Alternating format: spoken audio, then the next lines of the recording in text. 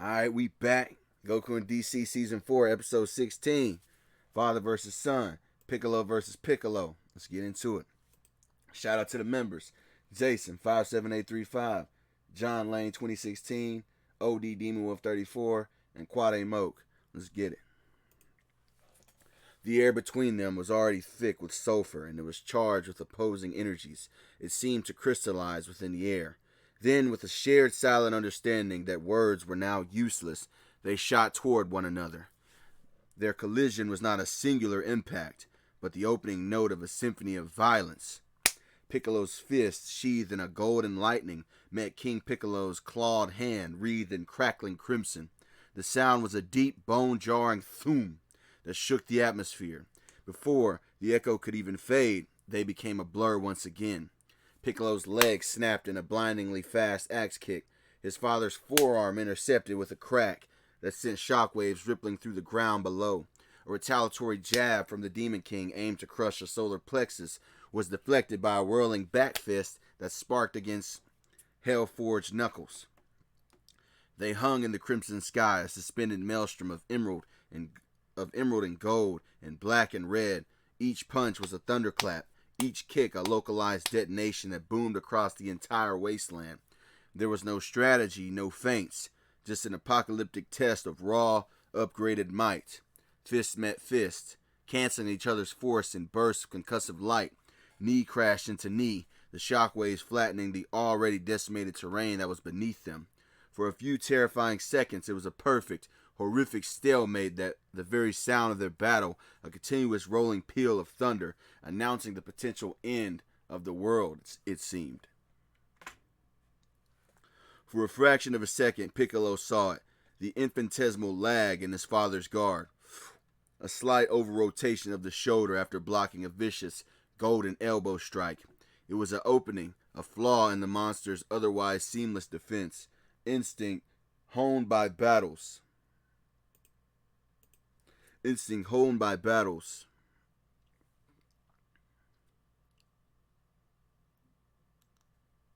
Sorry about that.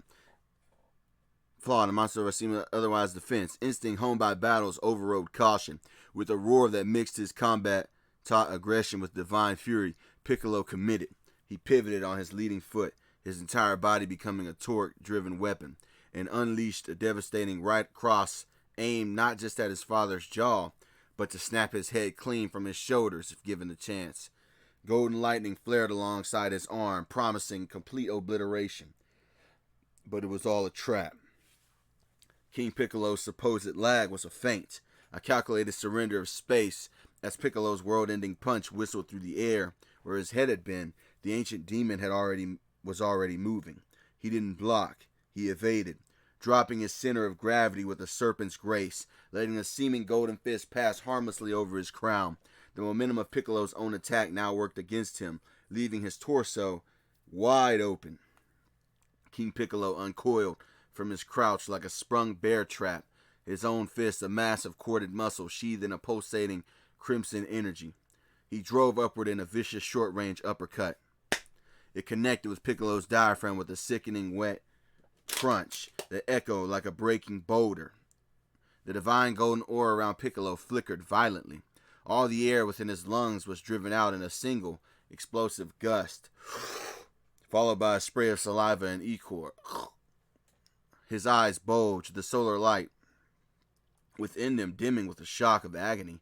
The world dissolved into white-hot pain as his body instinctively folded around the point of impact.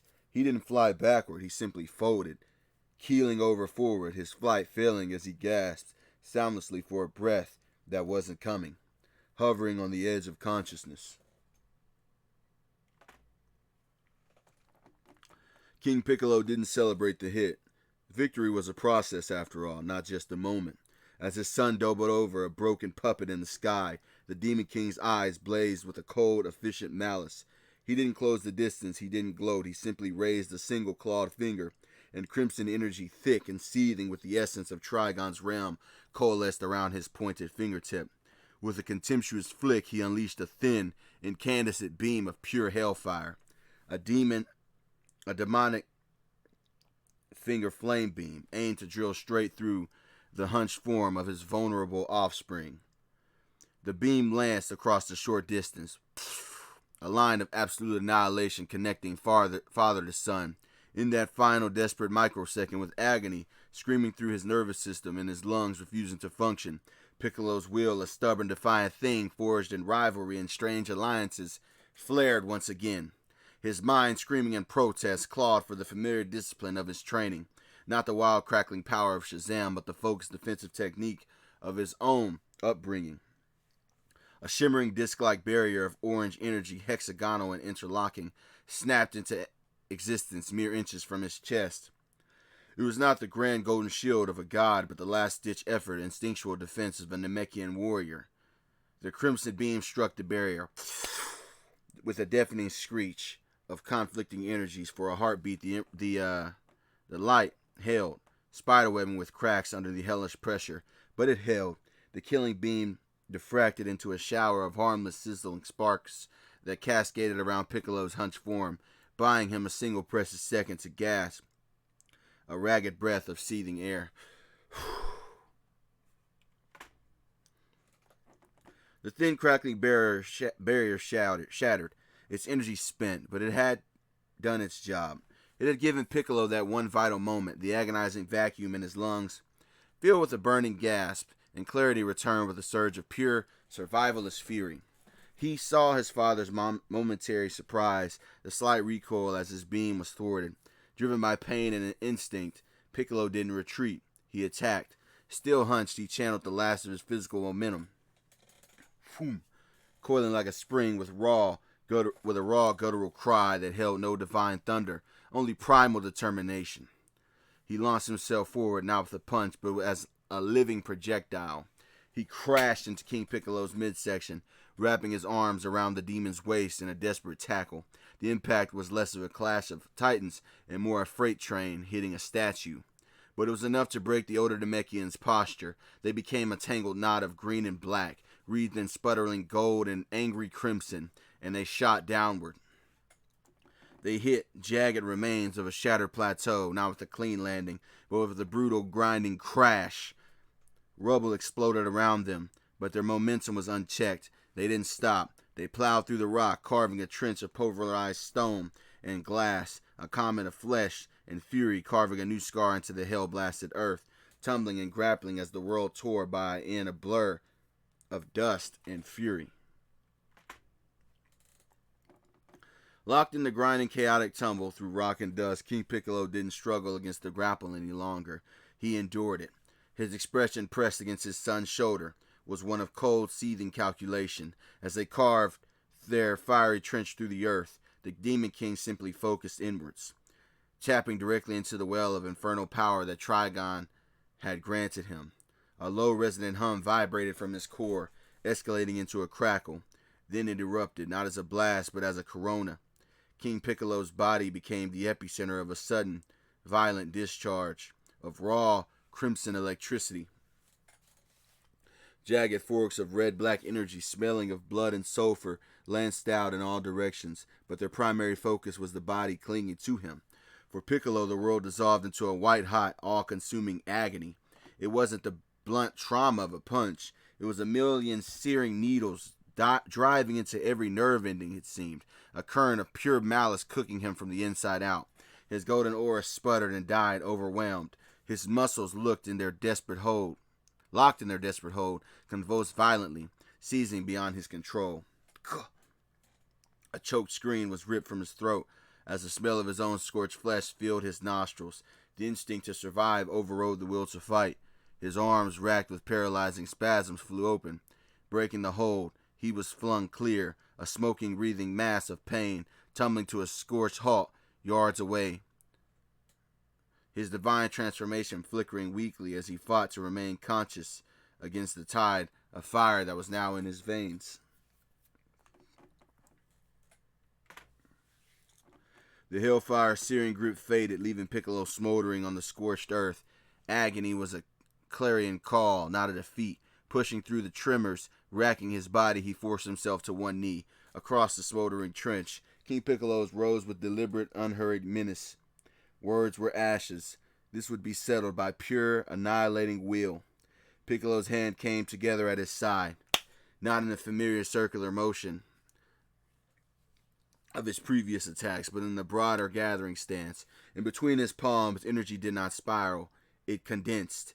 Brilliant orange ki, the essence of his fiery namekian life force, swirled violently, but through its core lanced jagged tendrils of captured divine lightning, the gold of Shazam's power infusing within it. With a searing sacred heat, the spear hummed with an unstable cosmic choir of opposing powers forcibly unified by his desperation. King Piccolo responded in kind, raising a single open palm. Above it, a sphere of a deep, void-like crimson bloomed. It was cold where Piccolo's was hot, silent where his hummed. Within its dark heart, arcs of the same corrupt red-black electricity that had tormented Piccolo began to crackle, weaving a lattice of pure dimensional hate. Their eyes met across the devastation, one blazing with solar defiance, the other smoldering with infernal contempt. In perfect mirrored silence, they thrust their hands forward. A roaring sun, bright pillar of orange and gold, screamed to meet a torrent of silent, devouring crimson and shadow. The beams collided not in the air, but in the space between realities. The impact made no sound, only a sphere of blinding white negation that swallowed all light and noise before detonating outward in a silent, world-breaking pulse that began to vaporize the very ground they stood upon. For a handful of heartbeats, the two cataclysmic energies hung in searing, trembling equilibrium, a vertical line of light and dark tearing the sky. The air screamed with the strain. Reality itself seemed to groan under the contest. But the balance was an illusion. King Piccolo's power, fed by the endless devouring hunger of Trigon's dimension, was not his own to exhaust. It was a dark tide, and it began to swell. A guttural roar of effort tore from Piccolo's throat, the golden lightning around his arms flaring wildly. Yet inch by an inexorable inch, the silent seething wall of crimson and shadow pushed forward. The divine orange gold of his beam began to fray at the edges, dimming as if it was consumed. The pressure became a physical force, shoving him back, his boots carving deep smoking furrows in the glassy earth beneath. He was driven backwards, unable to halt the slide, directly into the skeletal remains of ancient shattered towers. The hellish beam pinned him against the crumbling stone, the conflicting energy superheating the rock at his back. Then, with a final contemptuous surge from King Piccolo, the crimson torrent overwhelmed the last of Piccolo's light. It didn't just dissipate, it swallowed his energy and detonated. The world went white, then silent. A sphere of annihilation bloomed where the ruins stood, instantly vaporizing stone, steel, and earth.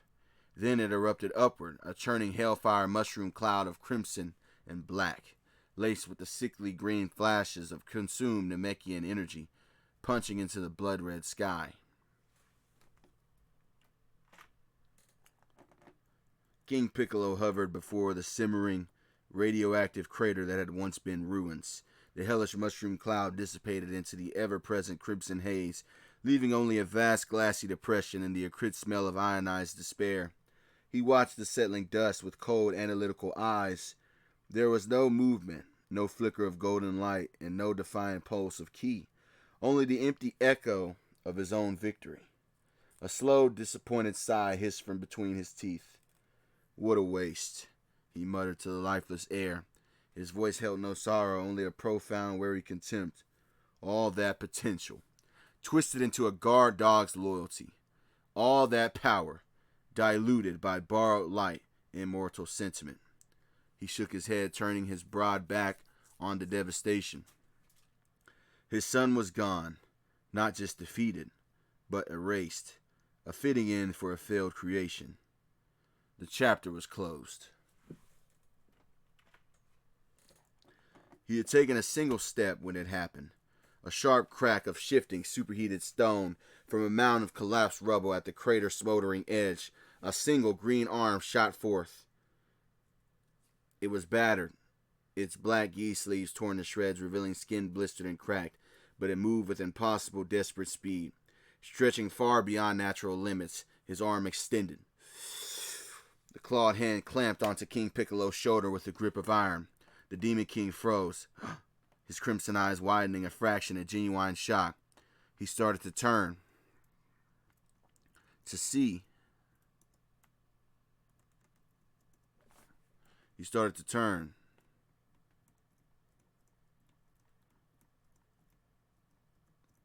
To see the impossible. A voice raw, scorched and stripped of all divine resonance, but vibrating with an unkillable will, rasped with the rubble pile. Shazam! It was not a shout, but a command, a final desperate invocation. The response was instantaneous and absolute.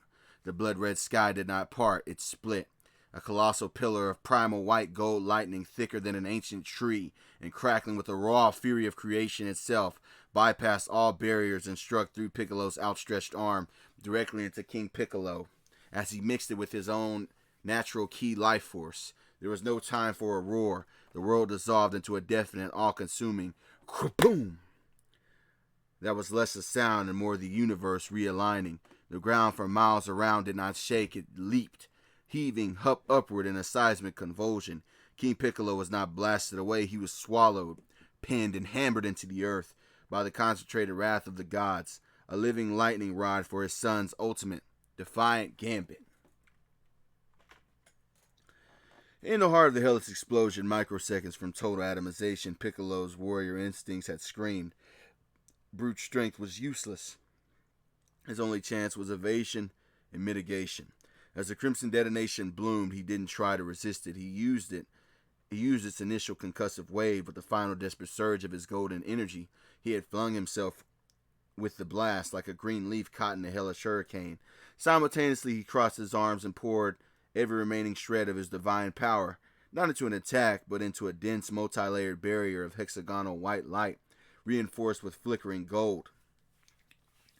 It was like holding up a sheet of glass against a nuke. The barrier held for less than a heartbeat, before shattering with a sound like a mountain breaking. But that heartbeat was enough. It diffracted the primary wave of annihilating force, turning a direct hit into a glancing, albeit catastrophic blow.